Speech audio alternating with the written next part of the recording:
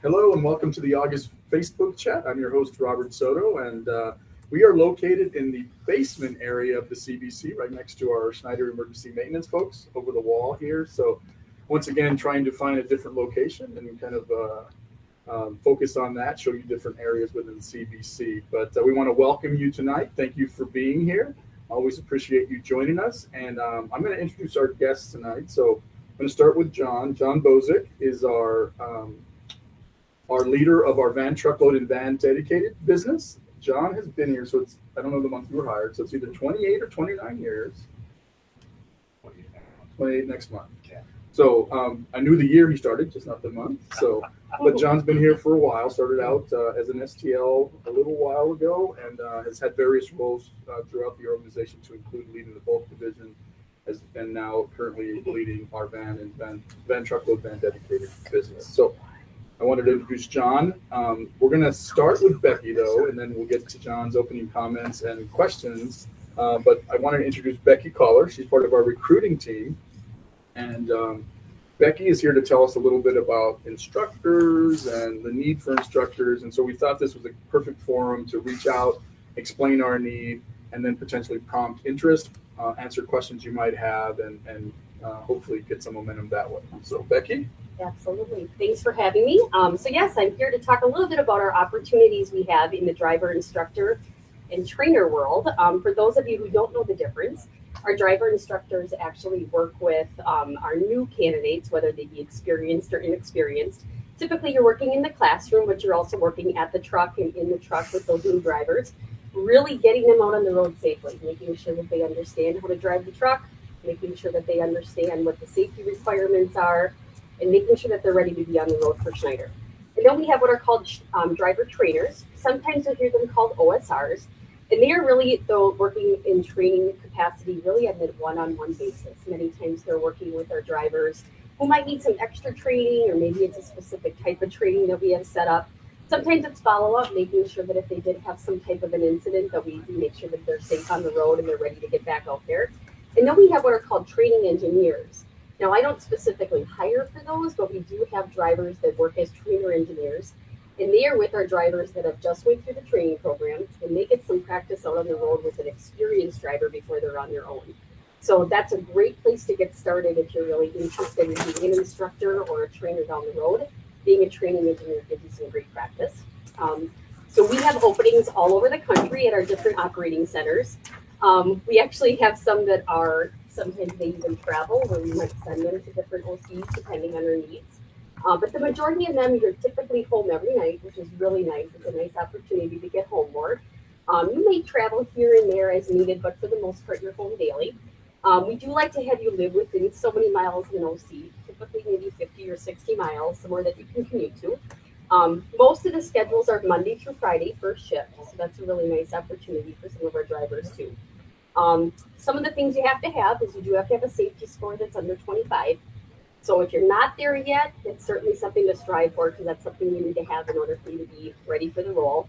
And then we do like to have a good 1 year of experience out on the road. And again, being a training engineer really gives you some great opportunity as well to practice those skills.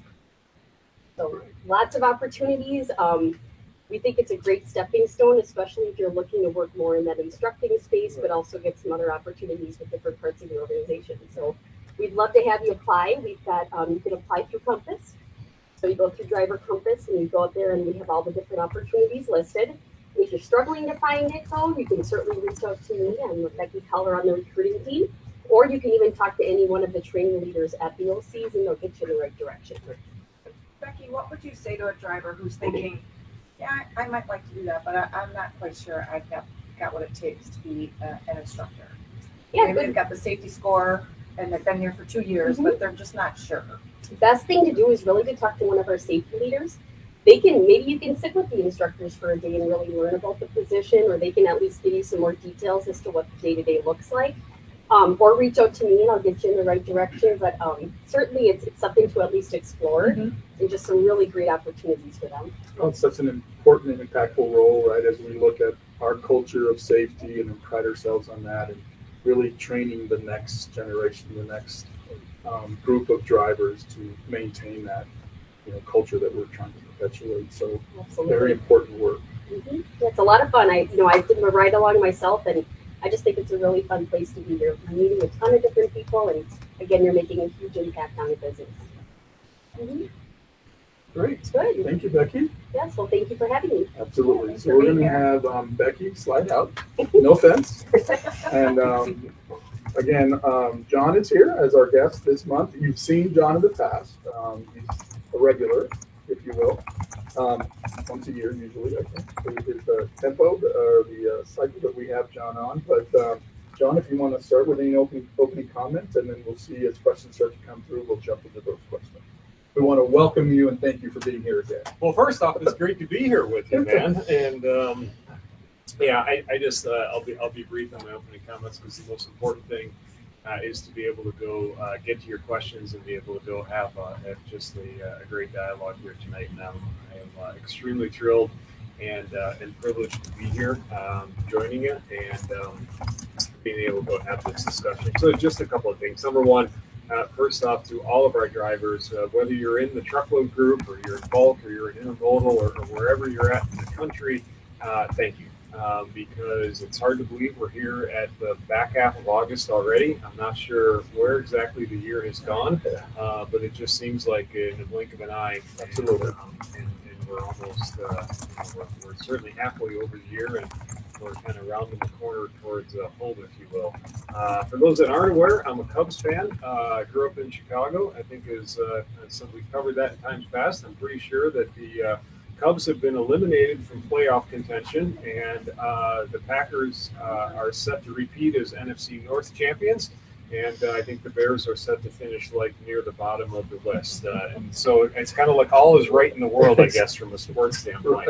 But thank you for everything that you have done this year to enable our customers to be successful, to enable the business to be successful, to allow us to continue to grow and do it in the right way. And so just some commentary as it relates to kind of my business as we think about things is we have gone through just a number of exciting developments this year. I'll start on the dedicated side.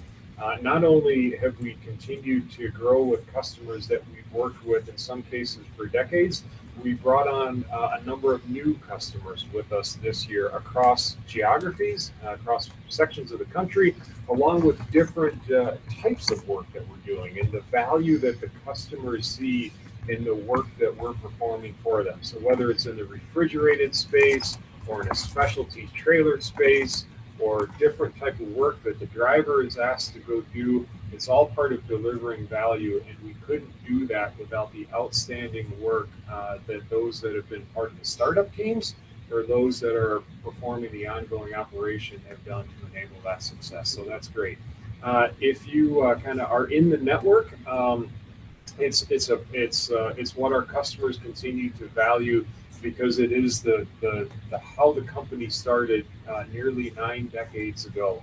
And whether the customer is a big customer that ships hundreds of loads per day with us, or a customer that ships 1 load a week with us, they value the service that you provide so very much. And I get a chance to talk with those customers on a regular basis. And the one thing that comes through is they are just so appreciative of the safety that you put first and foremost, and the way by which you go about your work. You are head and shoulders above and set yourself apart, and so thank you for that. As we look to the back half of the year, there's a couple of things we're continuing to work on, and you'll see as part of it. We are going to continue to get new tractors in the fleet. So as we continue to work to get the fleet younger, to give you the amenities you like and everything else like that, we're going to have a significant amount of new tractors coming into the fleet this year. And I know what question probably is going to come in is, where's mine? And we'll work through all of that, but just know that in working with our OEM providers, we just have a number of those on the way. I know a question might come up as it relates to, hey, I got this video a couple of months ago from you, John. What's this whole next generation driver pay thing going on? And what I'll tell you from a van perspective is we are in the early innings, to use one more sports analogy with it. The rollout has gone well so far. We started really in essence on the West Coast, and we're kind of doing a west to east type of thing. So if you haven't heard anything from your director of operations or your operations manager, we've got it all mapped out. Just be patient, because there's no one that's been forgotten about, and we're just doing this in a very methodical way to make sure that we are understanding and it's performing the way that we want it to be. Of course, the success here is that we've already made some transitions already, and that's good, and we're just continuing to build on that. So I'm going to turn it back over to the most important part, which is taking questions, because I could probably talk forever, but thank you, and let's get on with Ethan. Thank you, John.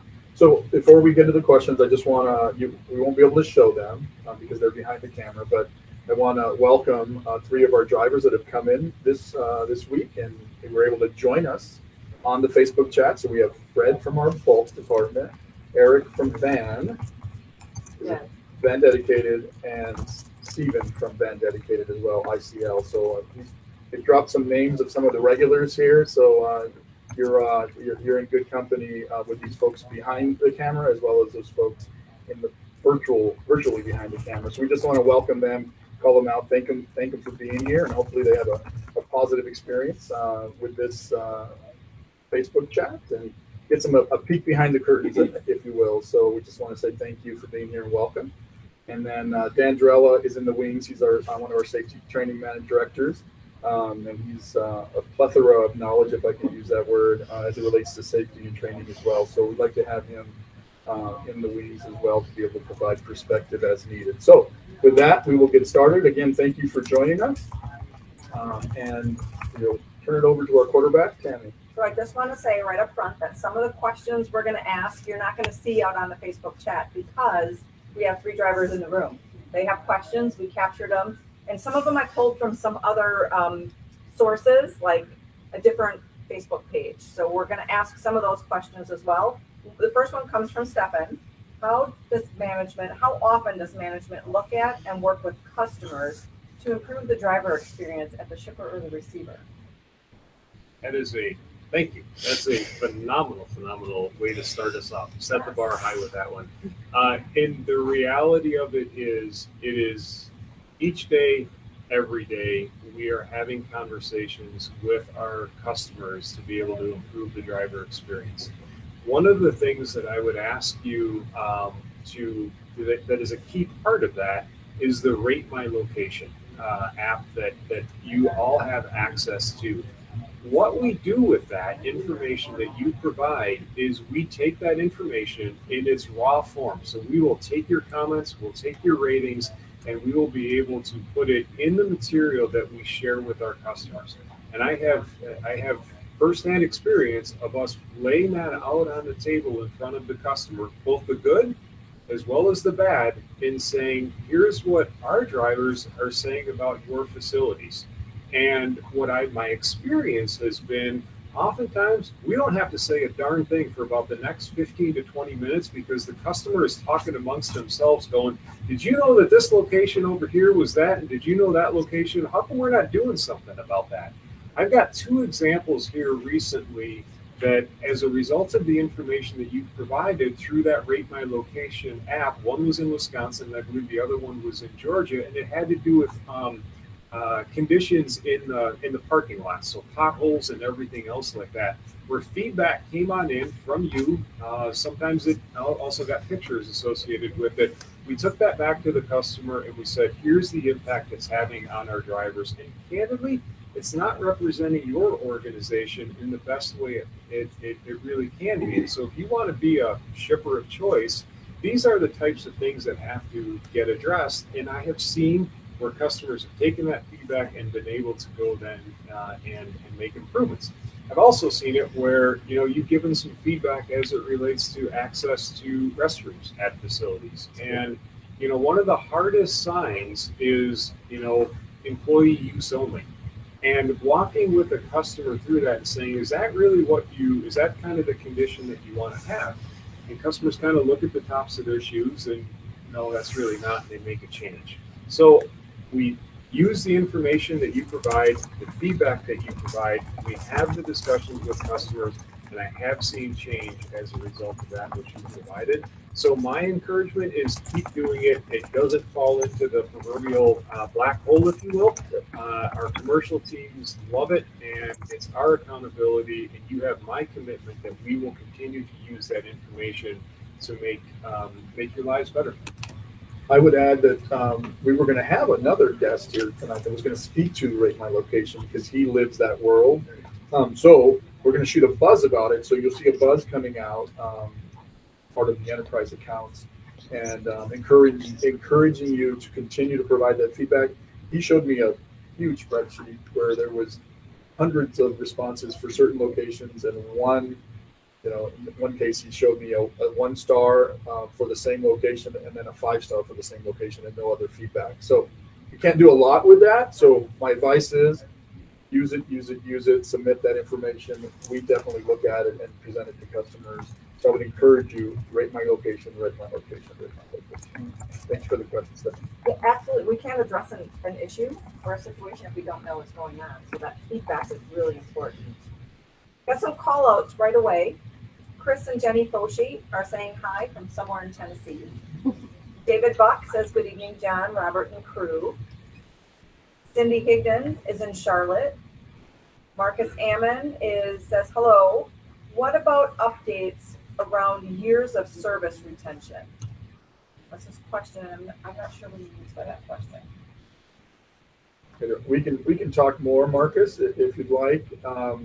If you can clarify exactly what you mean, I'm not understanding the question. Michael Woosley, hello from Louisville. Chris said he just got a new truck in Carlisle. Now Carlisle needs a truck wash. Okay. So, Marcus what's the location for Marcus with the truck wash? I apologize. Harrisburg. Yeah. Carlisle. Okay, Yep. Carlisle, Harrisburg. Same one. Kurt Ditto, greetings from Great Britain and in Green Bay, Wisconsin. Hey, Kurt. Any progress getting a mechanic for the service truck based out of Sturtevant? So I wouldn't have that specific information, but we can note that down as we typically do. Those folks are right over the wall here, so we might be able to walk over. Right. We won't do that, but we can note that down. We'll note your driver number, and we'll be able to get back to you. I can tell you that group and the people that lead that group, Jack Copeland and Dan Simons, are very, very interested in this type of feedback.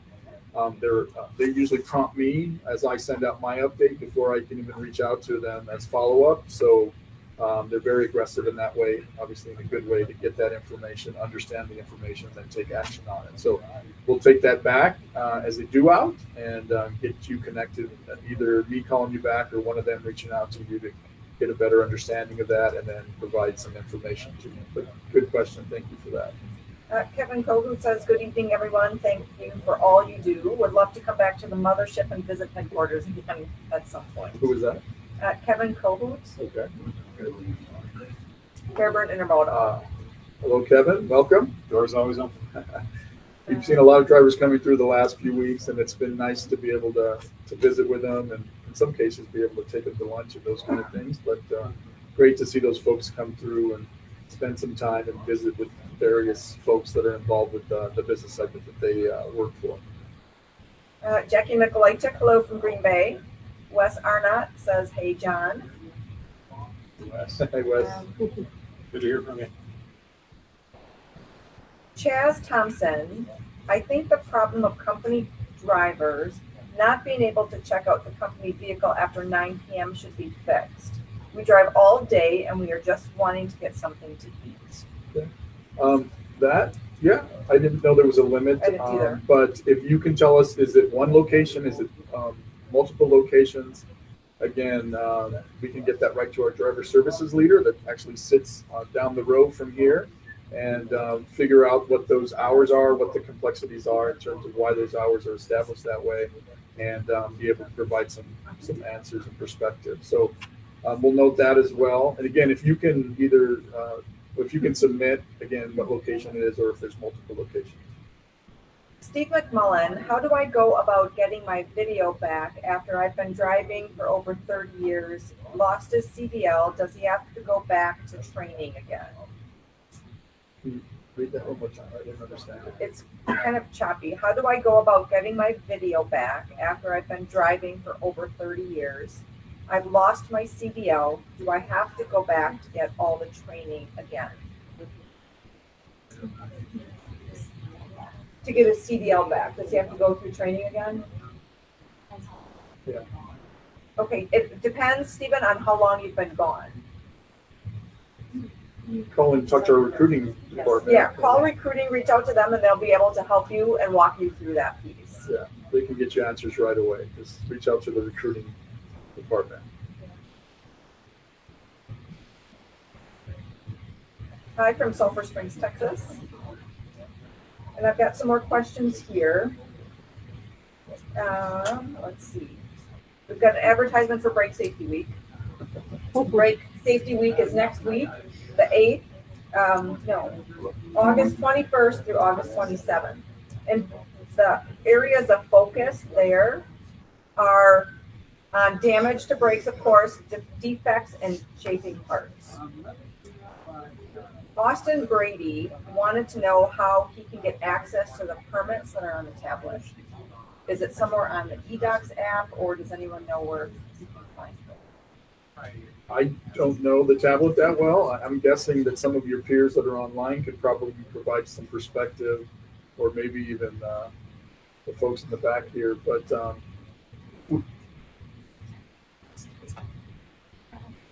permits on the tablet. No.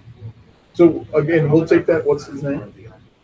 Austin Brady. Austin. We can take that as a do out. I don't know the tablet that well, and so we'll get folks that are experts in that area and get you a response. So I think that's probably a suggestion. I would rather bring a permit book, produce for electronically on the tablet as a PDF, for instance. Oh, I took it to say how does one access them? I don't think they're in the tablet.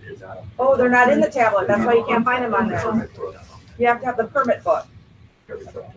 yes. And if they don't have a permit book, where can they get one? Driver services? Yeah. Okay. Or the fuel desk. See an OSR at an OC. Okay, fantastic. I don't know if you can hear that, but if you see an OSR at an OC, they can help you with the permits and accessing and getting current permits for your truck. Why does the tablet beep every hour? It started doing that since he got his new truck, and that's from Kurt Ditto. Again, Kurt, I don't know why I would be doing that. Kurt, we know your driver number, your name, so we can take that. I can connect with the tech group and see. I don't know if any of you have experienced any of that in the back. They're all shaking their heads. So that's one of those ones we'll have to dig into and kind of connect with you and then follow up. So do that, Kurt. Madison Marsh, Stockton checking in. Any update on more chassis? So Housing more being built right now, and we're going to start stacking some loaded boxes to free up more chassis. So that'll create chassis when that items can tied up with loaded boxes. yeah, so 1,000 more coming in, and we're going to start stacking loaded boxes to free up more chassis. Do you know the timing on that, Dan?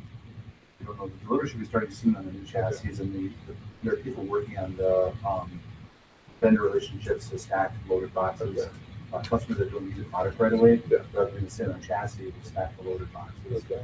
Yeah, the focus, I think, last year was more of the boxes, and the focus this year is now more of the chassis. So we'll see more chassis rolling in. I don't have a timeline for you, but we should see those. I mean, it's late in the year now, so we should see those rolling in. We're going into peak period, so now would be the time to get that equipment in. So you should see that happen here pretty quick. Daniel Gonzalez, why are we changing our TE pay? We are going to be making less, and we weren't asked about it. So everyone's pay, obviously we're approaching a pay design change for everyone. So with that as a TE, any area you work in your pay is going to change based on the new design and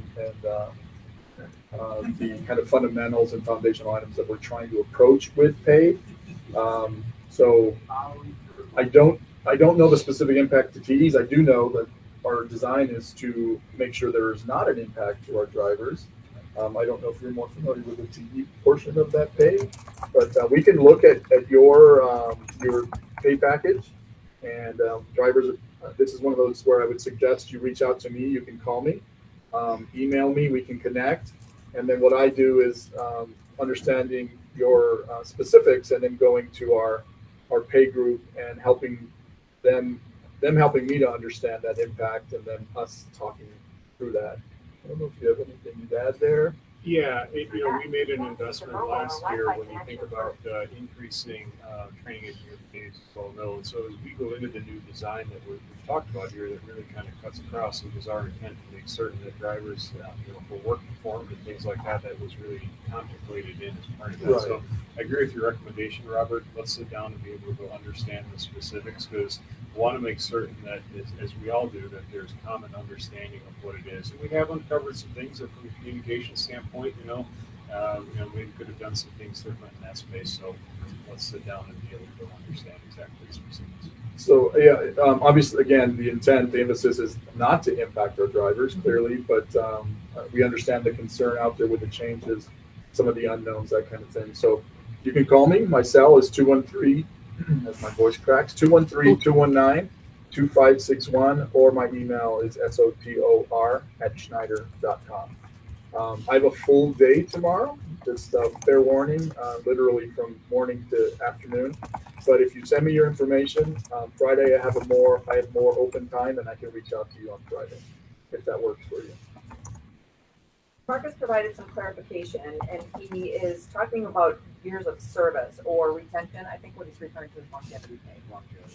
He thought he heard Intermodal say they were doing a 3% or something like that back in June. So he was wondering if BTL is going to be adding a component to the new pay scale. Yeah, so what to look forward to is really at the end of the year, as we kind of start to make our transitions, we'll then kind of fully into it and things like that. As we think that 2023 is when we're going to communicate as we think about performance pay and everything else like that for the next year. That's really when we're going to go kind of cross that bridge and what we're going to be able to go do. So it's more to come. Stay tuned. But when we have our designs in terms of what we're going to do, and then as more of the fleet is in, we want to make sure first off that we finish this year just as strong as we possibly can to give you every opportunity to learn. And then as we transition into 2023, we'll kind of get that out and know what that looks like. So more to come. Good question, Marcus. Thank you. Great question. Ask the question on chassis for Intermodal. What about chassis for bulk? Bulk, I don't know. Again, I could reach out to you. Bulk is even though my background is intermodal and I spent most of my time here. Yeah, we got a bulk guy back here. I don't know specifics of the bulk chassis, so we'll note that down. I can reach out to Rick Somerville, one of our bulk resources, and I'm sure he can provide a quick answer. So, and actually, Rick watches sometimes. So, Rick, get on that, please. But no, seriously, send me. We'll note your information, and then we can get back to you. Chris, so the driver pay hasn't reached us in Maine yet. It makes sense because it's moving from west to east. It was delayed the last he heard. Can you provide an update on that? Yeah, so most contemporarily, we pushed back the more updated, the transitions that were going to take place. We pushed those back about a week or so. We just wanted to make certain that the underlying kind of systems were in line with what we expected them to be. And so we'll start our next transitions next week with it. And that so everything kind of got sequenced back, if you will, about a week or so. Aren't anticipating anything else that would be in there.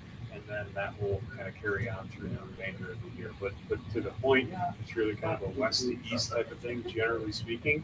And that's to make sure that we're doing it the right way so that you have clarity as drivers and that we're understanding kind of what's taking place and it's performing as designed. So I trust that you can appreciate when something that is really structural nature that has gone on. We just need to make sure that we're doing it in a very planful way. And that's really our intent. We want to use the Hippocratic Oath kind of thing is do no harm. And because this is really intended to be for your benefit as to why we're doing it. And just know there are a lot of conversations and a lot of sessions taking place as each area is folded in, and we're focused on it. We're paying attention to it. We're looking to ensure that impact that we expected is there, and obviously have that approach so we can address it as we go versus flip the switch and then kind of deal with it that way. So lots of focus, lots of conversations. I know because I sit in some of those sessions, and so we understand the reason for the questions, and we expect it too. Yeah. So. Wes Arnott asked if they can get reminders through the messaging when permit book updates are available. He just periodically checks when he goes through an OC, but he's not sure. He's sure that there's many driving around out there with outdated permit books. And I have it from a good source. Actually, I was in the mail print services today. They're printing permit books. I don't know how often they're printed or how often they're updated, but they were running a huge amount of permit books down there. But great question, Wes. Can they get reminders saying, hey, there's permit books are now available, there's updates? Yeah, that's a really good suggestion. Yeah, we'll We take can that take one. We'll take that one down. Yeah. Thank you for that, Wes.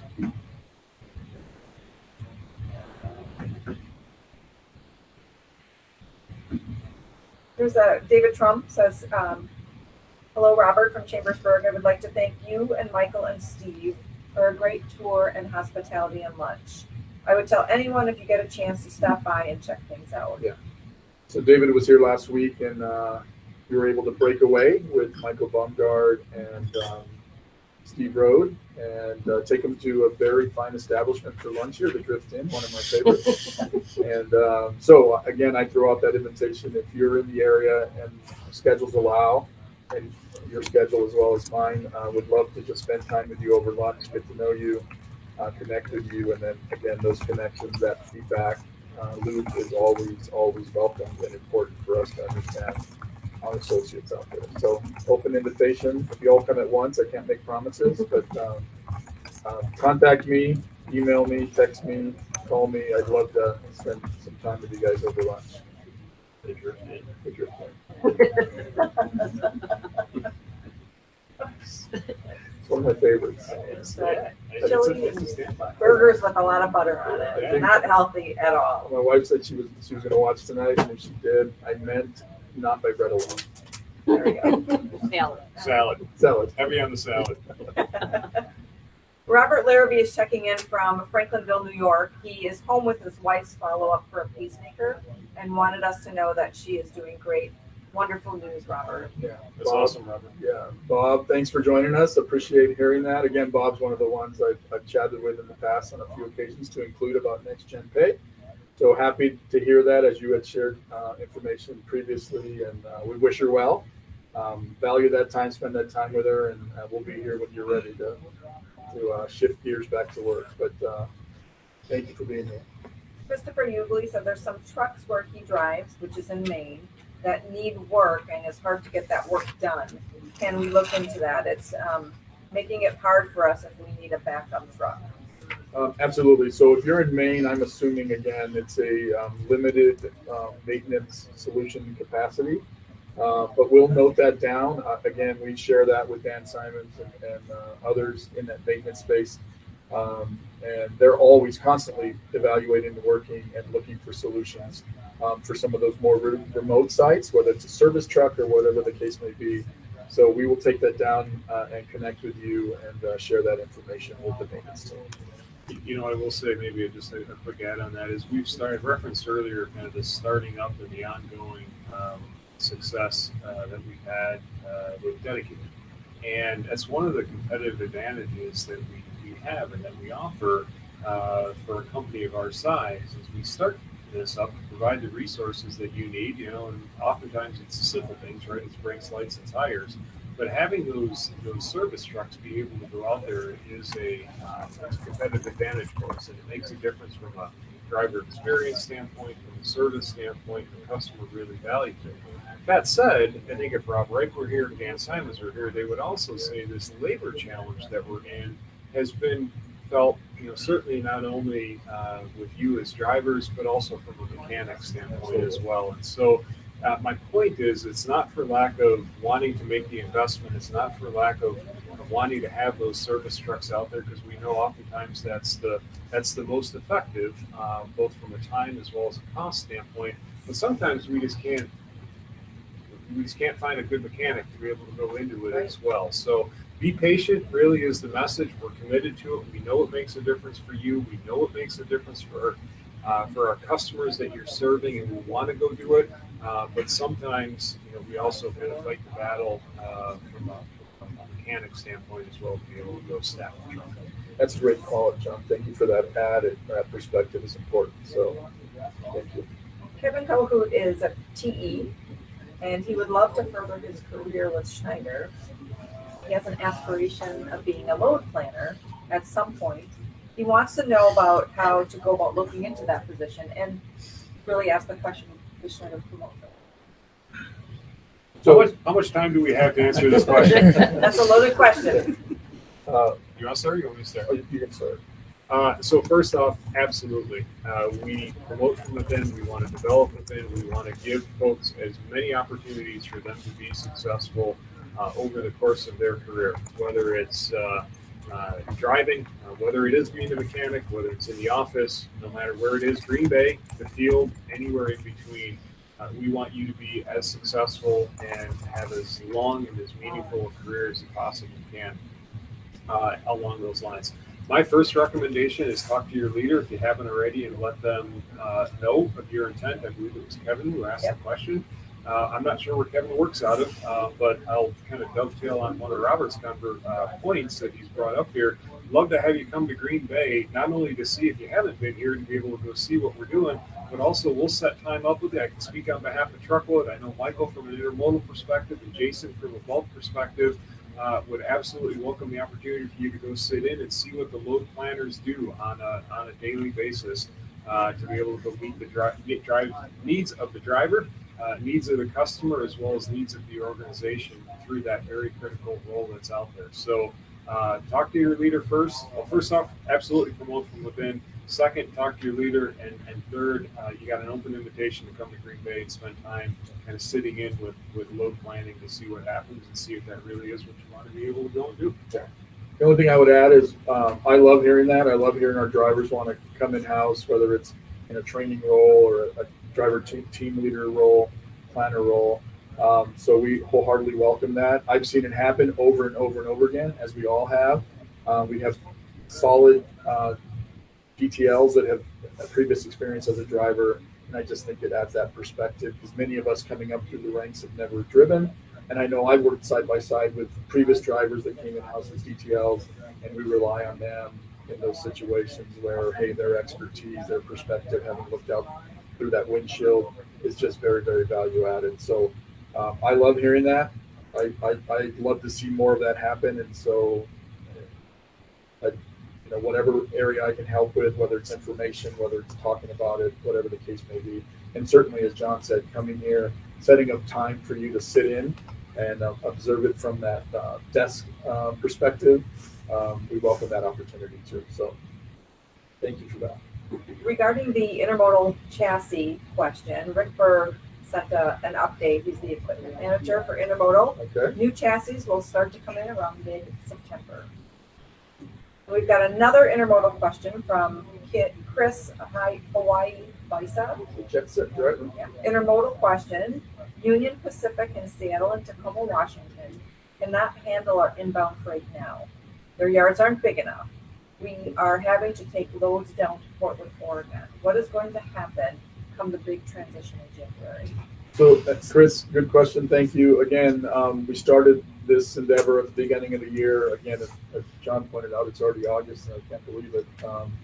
But I know those conversations are actively taking place between us and the UP leadership as it relates to infrastructure and flow and those kind of things. I will take that and share it with Michael Baumgard and the others in the intermodal, as well as Adam Ogden, who owns the rail relationship overall. And we will get you some details as it relates to kind of general progress and understanding kind of where we are and what the plan is overall. But good question. Appreciate that. And again, we started it early to make sure we can progressively make that change for the end of the year. Why is the roll sensor so sensitive? Hitting bad potholes triggers it. even if you're trying to avoid something on the road or on a lot somewhere, it gets triggered and the sensor be adjusted. I have to assume that there's even some calibration there or something like that. I don't, again, assuming it's not a widespread thing. So we can take your truck number and your name, and again, connect with you with maintenance. And Dan's raising his hand over here. So With the new electronic stability control, it's more sensitive, and there's a tech change going in to allow us to calibrate that differently across the fleet. okay. So I would expect in the next few months that will get adjusted. Okay, so it sounds like we're aware of the issue. Again, there's more sensitivity there, just as we've seen iterations of truck come in, and I'm not driving differently, but I'm getting more stability control type things. So it sounds like we're aware of it. There is a fix that is in play, but we'll take down your information. And I know part of it is drivers get concerned that I'm having these, and then I'm going to be looked at differently. I'm not safe, whatever the case may be. Those are conversations that we have, and we just kind of document it, if you will, so that if safety were to come to us and ask, we're like, yeah, I've talked to him already. We know what the issue is, those kind of things. And then put your mind at ease until we can get that calibration and an update in place. So, but we'll take that down and we'll note it and share it with the appropriate people, but know that that fix is coming. Can you give his phone number? He doesn't have a list. Yeah, can you share your power number, please? Because I'm being told you don't show one listed. I don't know if you have one. We can look Assigned into that and to your dig into it a little bit Yeah. more. Scott Boyer asked the question. It's a great question. How many drivers do we have with 20 plus years in? I don't know the exact lot. answer to that, but a lot. It's a lot. It is a lot. Um, I can get that information for you. I won't get it tonight, though. It takes a little bit of filtering. so But I'll be happy Vicki, to post that. We'll look at. I'm curious as well, but we've got here at the CBC at the Hall of Fame, and we added in how many drivers this year? 136. 136. So we have at least 136, and that number is much higher than that. I'm trying to remember the last time I heard that number. And for the life of me, I can't. I don't know if I ever looked at it. How many? Total on the Hall of Fame? 300 and I Just just, shy for it. And the reason it's a really interesting question. I happen to be hosting a couple of folks from an outside organization yesterday here at the CBC that we're doing some work with, and having to give them just kind of the nickel tour of the facility. And of course, you walk in, and the first thing that you really see is the Hall of Fame. And they were just absolutely blown away. And I showed them just the number of plaques, and it's the 25 years, it's the 3 million miles, everything that's up there. And then you talk about nearly 400 drivers that are on there. And, they probably drove a couple hundred miles to get to Green Bay yesterday. And it just kind of blows their mind away that we have nearly 400 drivers on the Hall of Fame with that many consecutive years of safe driving, that many millions of miles. And I almost had to pick their jaws up off the floor. They were just such in awe of everything that you have done for those that are on the ball. And again, it's one of the greatest things I get a chance to do in my job is every year be able to go out to the safety banquets to welcome the next crop of award winners into that group. It's such a cool event. I love it. So, and Vicki is behind the scenes. He's our keeper of all things kind of million-mile and consecutive safe driving. So we can get that for you here and share it with you. So we'll capture that. But a great question. I'm in awe of all the numbers that are here at corporate from a driver perspective as well as years of service perspective, a driver awards perspective as well as years of service. It's just amazing to see those numbers, those kind of numbers. 560. 20 years or more. 560 with 20 years of service or more. That's huge. Current drivers. Current drivers, 560. Dan is a walking. That's encyclopedia. impressive, Dan. Yeah. Very There cool. you go. And you know who your phone a friend is. If you're on that game show, I can't remember what the game show is, but I know who my phone a friend is now. Let's make a deal. Shout out from Moonbase Obets. Ricardo Gonzalez says, hello to Robert, my STL back in the 1990s in the old Montebello yard. Yeah, that's a long time ago. Hello and welcome. Thanks for being here. And aging me a little bit, but those were the good old days when I was growing up here at Schneider. How many years ago? I have 27 and a half now, so just a little bit behind you. So we were basically in the same class. I started in March of 95. Yeah, I was September of 94. I was high gear 94. Oh. So for those that are in kind of that T-shirt? category, yeah, I can't remember what swag I still have with it, but I was high gear 94. And you know what was great, right? So you start with a new company and everything else like that. I worked for another company beforehand, and I was fortunate enough to be able to go start my career in Des Moines, Iowa, at our location out there. Started in September, and we were giving away pickup trucks. I'm like, this is a great organization. We're giving away pickup trucks. Didn't know I wasn't eligible for the pickup truck. But anyway, nonetheless, it was a great first time on start my career. Well, I have a funny story. I probably shouldn't say it, but I'm going to say it anyway because I'm the host and I can. So my father worked here for 21 years as a diesel mechanic, and he left in 2014 or 2015, so 21 years prior to that. And long story short, so I won't take up too much time because questions are important, but he's selling his home and moving, and my brother was helping out, and my brother sends me a photo of Schneider boxers from back in the day. So and it said 55 on it, so that tells you how long ago those boxers were issued, if you will, or sold, because it said 55 on it. So I have a picture of my brother. I won't show it to you, but I thought I'd share that story because that Schneider memorabilia. I think I won up Todd Jaden, who had a lot of Schneider memorabilia. I don't know that he had Schneider 55 boxers in I don't think so. his I don't think supply. we got that in the company store anymore. I don't know where my father got them, but he's got Schneider 55 boxers. So anyway, I digress. We got to get back on Yeah, I questions. might get scolded about that one at some point, but back to the questions. New permits come out from various sources on a quarterly basis. The permit book information is available quarterly, which must be what Mailprint is printing right now, that new quarterly But update. still hard copies. Yep. So thank you for that update, Andrea Sequin, who joined us last week or last month. Great to have all those resources in the various departments that can quickly respond to some of those more specific type questions. So thank you, Andrea. So a question we received from another source was around our automated pilot that we're doing, and we've got these trucks and drivers are interested in what's going on with that pilot and if those are going to take jobs away from our drivers or from us, right? That we don't need them anymore because we've got trucks that drive by themselves. Yeah, so thank you for the question. We are doing and have done pilots that we've announced here, most recently with a couple of the folks who are in this space. And the first thing I'll say is the freight that we have done in a pilot form was actually additive to what we normally do with that particular customer. So the customer had an interest in wanting to be part of the pilot. They actually took freight away from someone else who would have hauled it and allowed us to do it in a pilot phase for it. So so kind of level set to make sure folks are aware of what that kind of where it started from, if you will, associated with it. From our position right now, as we look at it and working with the different companies who are in this space, we don't know what the future is going to hold, but we want to be able to go be part of the pilot so we understand as this technology continues to emerge. But not unlike what we see from an intermodal perspective, where the longest length of haul perhaps is taken up by the train.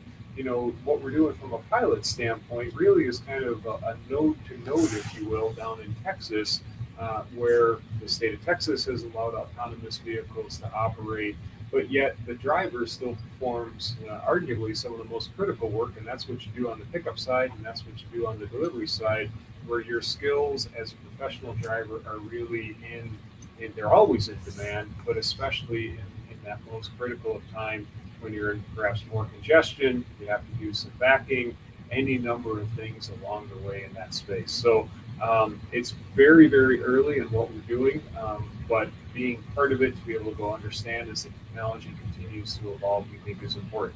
There are a number of issues that have to be overcome, whether it's with commercial vehicles or automobiles for that matter.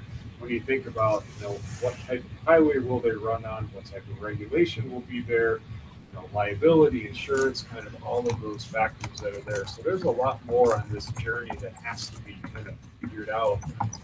But it is just a pilot, and wanted to make sure we level set in terms of kind of that freight that we got.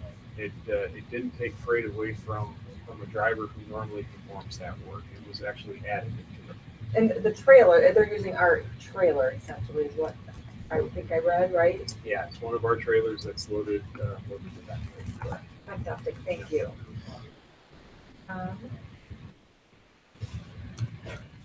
Good evening from Lena, Illinois. I don't know if they call it Lena, we call it Lena, Wisconsin. So it might be Lena, Illinois, about 40 miles west of Rockford. Any solo dedicated driving positions going to be coming down the pipe anytime soon? He lives in Northwest Arkansas and is interested in a dedicated position. I'm going down my roster. Thank you for the question. I'm going down my roster of what we may have out in Northwest Arkansas coming. Here's what I would encourage you to do is either get in touch with your leader we have today, or possibly recruiting to be able to go down the list. Because based on what your time at home requirements and what type of work you want to perform, I wouldn't want to say that there's nothing out there without us kind of going through what your needs are and what the needs of the customers are that we're serving, because there could be a match. I don't have an immediate one that's coming to mind, and not knowing kind of the rest of the story, if you will, to pull a Paul Harvey off the archives there. It'd be best if I think you just called into us and we can see what those matches might be. I will tell you in total, kind of that southern area, Texas, Arkansas, Oklahoma, Louisiana, it's been a really nice area for us as we've grown dedicated here over the past year plus. A lot of that growth has taken place in that area, but that part of the country specifically, we just need to see here under what you want as well as what our needs are just a little bit better. I try to keep a list of our locations. Yeah. So I have an idea of how many people are where. I can't keep up. We're constantly adding in new accounts, different parts of the country. So it's changing all the time. So great point, just keep looking, right? Have those conversations. Has Schneider been following the potential DEF shortages and the lack of fertilizer, that's the main ingredient in DEF, seeing pilots in Georgia being out of it? I had not heard about that. I don't know if that's something you can tell John. Yeah, we are aware of it. I know I've had conversations with Rob Reich and Jake Vanderloo and Dan Simons from the maintenance organization about DEF in total, and the person who authored the commentary and the question is right. I believe the underlying ingredient to it is urea, and it does also serve from a fertilizer perspective as well as kind of the base ingredient for DEF. What they would say, and as we've investigated this and making sure that we're there, we're aware of it, but the kind of the network that we have set up, we do not believe it will be an issue for us to continue our operations. We don't believe that this will affect us, and we'll be able to keep trucks with DEF as is required. And that's just, I think, part of it comes with being the size that we are and the operations that we have, so that we can leverage that and work across our supplier base to keep us provided. Marcus Ammon is asking about mirrorless, the mirrorless pilot. So the mirrorless mirror eye technology. I've got an update from Dan. We were grateful he's here. Yeah. We were running 200 trucks, I think. Over 50 right now. Over 50 installed in Northwest Ohio, Fort Worth Intermodal, Fairburn Intermodal, and starting with bulk in the Chicago area, working toward a pilot of 200 trucks with the mirror eye technology overall. Long haul intermodal regional freight, the UP railroad change was undertaken to make us more competitive on transcon freight. Next question. All right, I didn't even get that. You're way ahead of me. Yeah, so the mirror eye continues, that pilot continues, and again, we have certain segments that we're utilizing to be able to, respond from a maintenance or tech standpoint, but that continues. I think we continue to get good responses from that, and we're optimistic as that continues to grow to that 200 truck number. Now I feel like Ron Burgundy. Where's the question, Dan? What's the question? Next question. When intermodal drivers ask about long haul, regional intermodal, where, when, that's. So one of the question was around long haul intermodal regional freight, kind of where it's at and when it's coming back. So Dan responded. He did, and the response was, the UP railroad change was undertaken to make us more competitive on transcon freight. So some of that longer haul freight should come as we get further into the UP transition. Positions us to be more market competitive with that. Yeah, and position us to be more marketable in that freight with that freight. So good question. Appreciate that. How we looking? You're looking good. We only have about 3 minutes left. Intermodal regional drivers are fighting for loads. Where have all the longer haul loads gone? Is this the one you're talking about? Okay. Yeah. And then will the pay packages be changed later? So it's specifically the pay package. Again, when freight characteristics change, length of haul changes, then we always look at that. Again, going back to our next gen pay design, we're trying to simplify our pay packages, and they would naturally be aligned towards a length of haul versus a load, kind of turning loads versus turning miles. Great question. Those are things we always look at as characteristics change significantly, flows change, whether it's live load, drop and hook, whatever the case may be. Those are things we consider as we look at pay and making sure we're at that point in the market where we want to be to attract and retain our drivers. So good question there.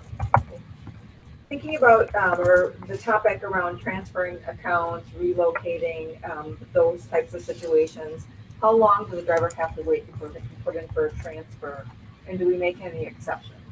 Maybe for a family emergency and because they're home, I need to be home daily. Or if the individual needs to relocate, maybe spouse gets a new job and they've got to relocate.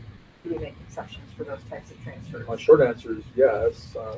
Based on the situation, we have needs everywhere, and we also understand that if we're not able to maybe fulfill that need, and it is an urgent need, that you're probably going to just go work somewhere else, and we want you to stay here. So my short answer is, reach out to your DTL, reach out to your ops manager, your director of ops, because there is a lot of opportunity out there. If you have a need that is making it urgent, and whether it's family related, illness related, whatever the case may be, we absolutely try to meet those needs to the extent that we can. I don't know what you would add, John. Yeah, my only add-on to that is sometimes, based on how this, I'm not sure that of this individual specific, but sometimes when you come in under a certain program that kind of completes your training and everything else like that, if you're early on in your career, we may have you just stay kind of with that, because that program is kind of what funds maybe your education of getting your CDL and everything else like that. But if you've been here for a period of time and a couple years or whatever the case may be, and you want to transfer and something else, a life event takes place, those things happen. And it starts talking with your leader to be able to say, hey, here's what my need is. And and I know in some cases we talked about it, but you start up a dedicated account. Sometimes we'll even put actually help drivers move with a little bit of assistance that way to be able to go start. Because to bring an experienced driver to a new dedicated account, it really just sets a condition for real success. And so sometimes we've done that too as well. So running the risk of being a weather person or a lawyer, it depends. But I would say, ask your leader, start there, and then we'll take it from there. We're going to end with a question from Brenda Sapnowski, who wants to know when driver appreciation days are and what times they're going to be occurring, and any other information we can share on that. So Driver Appreciation Week is the week of the 12th through the 15th.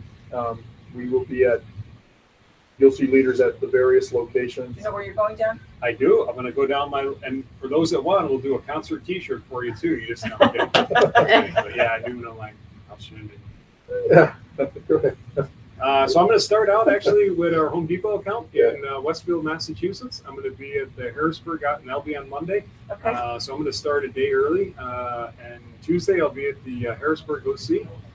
Wednesday, I'll be down with 2 of our dedicated accounts in Virginia. And then on Thursday, I'm wrapping up in Charlotte, North Carolina. So I'm going to go from Boston baked beans all the way down to Carolina barbecue and everything in between. So that's my plan. What a great trip. Yeah. That'll be awesome. So you'll see all various leaders out at the different sites, OCs, dedicated sites, all as many as we can get to. We'd love to get to them all, but as many as we can get to.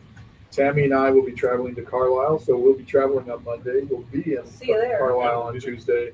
We'll be doing Facebook chat from the Carlisle OC on Wednesday, and then we're probably going to try and make it out to another location if we can that's nearby, and maybe a dedicated site that's nearby, something that we can again go out and talk to some of the drivers that maybe we don't get to as much. So, but you'll see leadership throughout that week, hitting various locations.